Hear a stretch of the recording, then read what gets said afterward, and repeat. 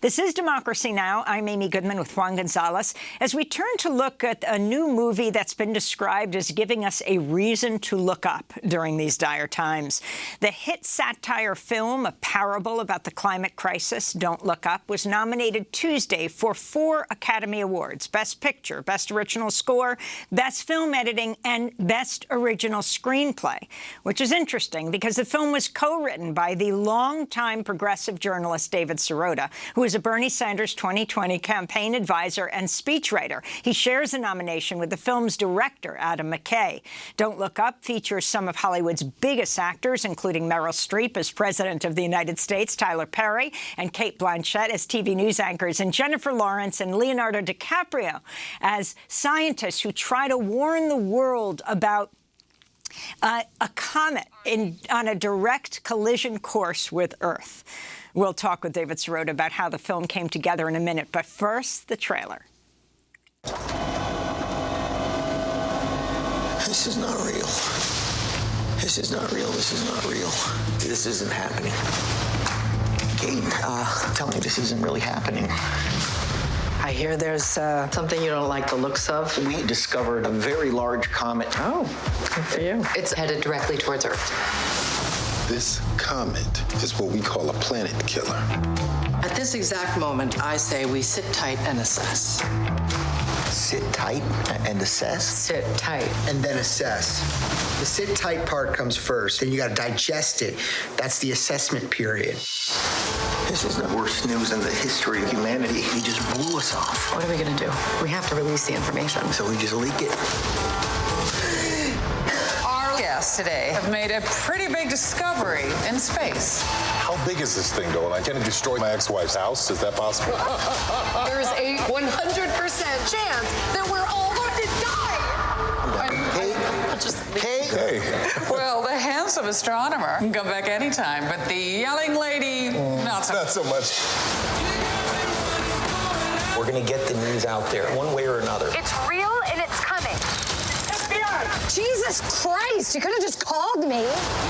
This comet contains $30 trillion worth of material. What do trillions of dollars matter if we're all gonna die? Oh, no, what if we're rich? That would be terrible.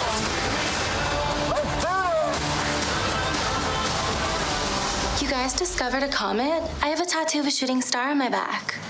Oh, that's terrific. This could be a complete disaster. This is already a disaster.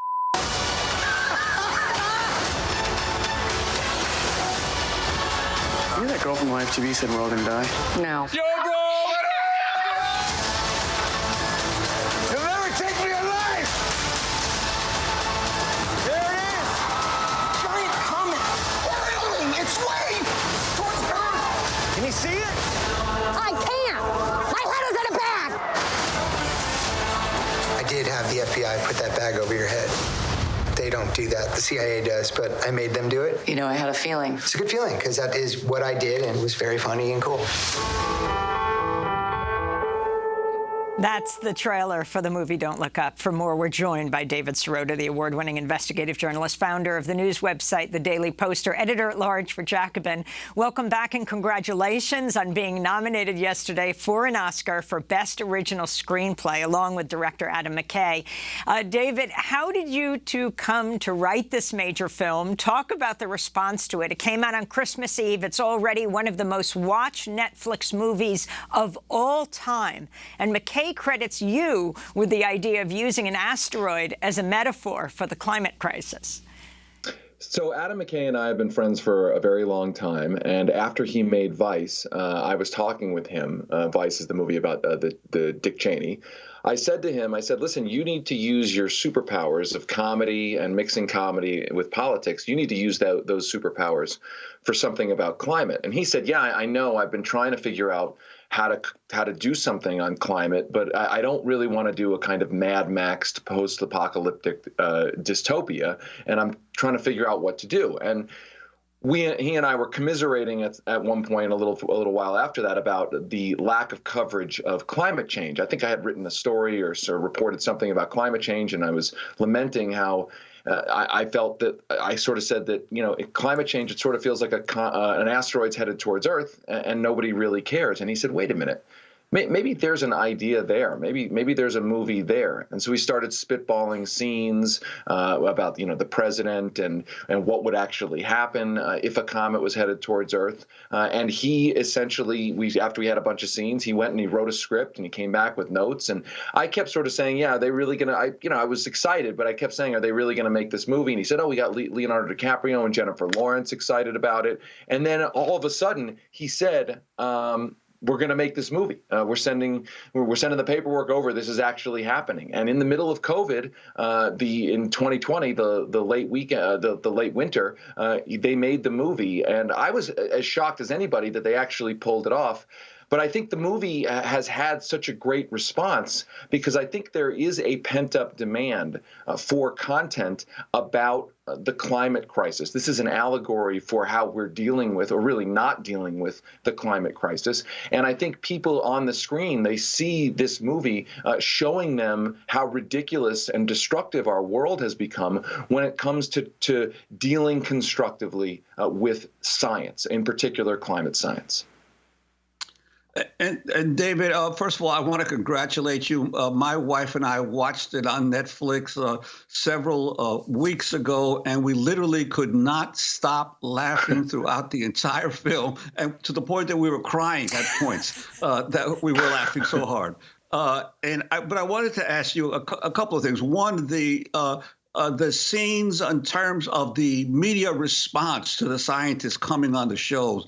I wanted to get an idea of how the thought that went into those scenes, and especially the New Age executive in the film who comes up with the brilliant idea, supposedly, of mining the comet and being able to get rare earth minerals out of it in the process. Well, who came up with that idea?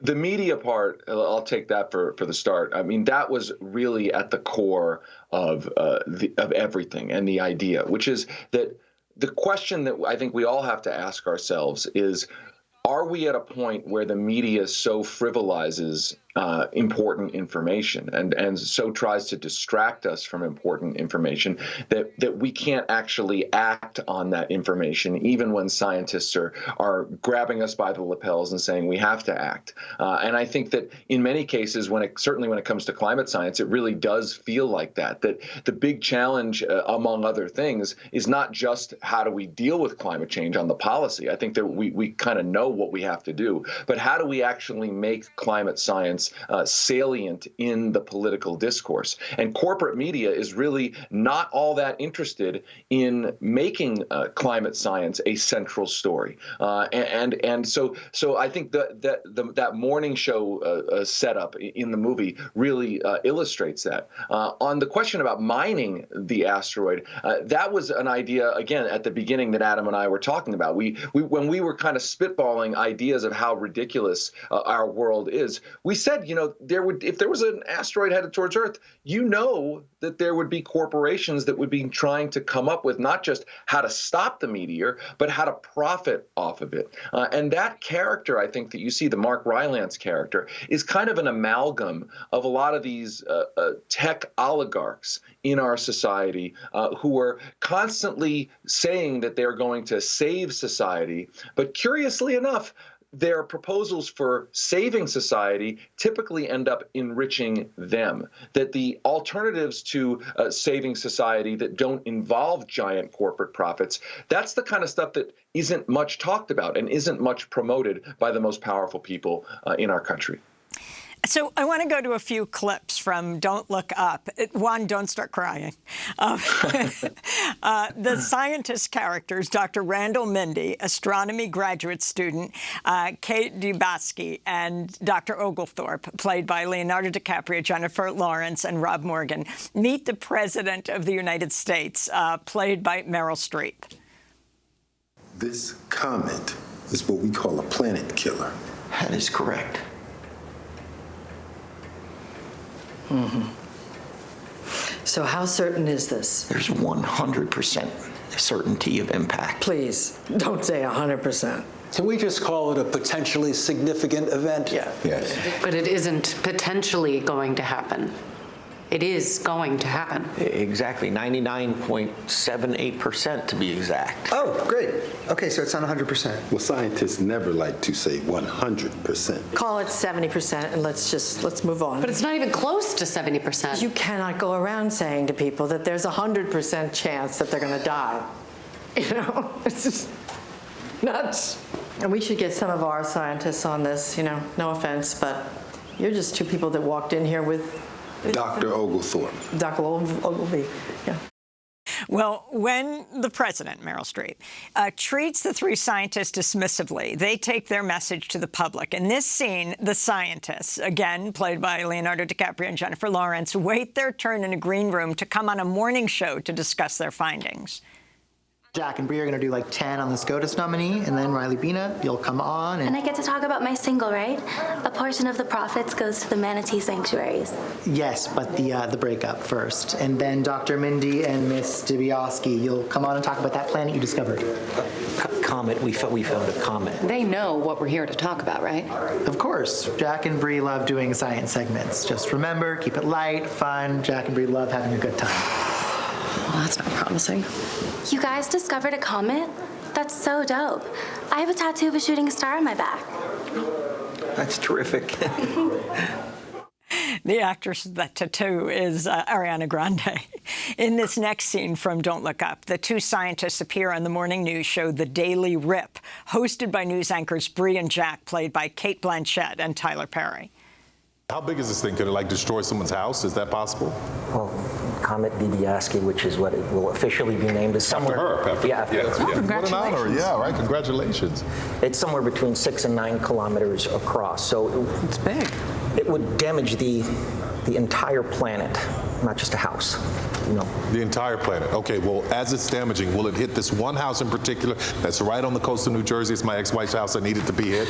Can we make that happen? You and Shelley have a great relationship. No, you stop. Listen, in all need to stop. I will, but in all fairness, I actually paid for the house. I'm so sorry. I'm sorry, are we not being clear?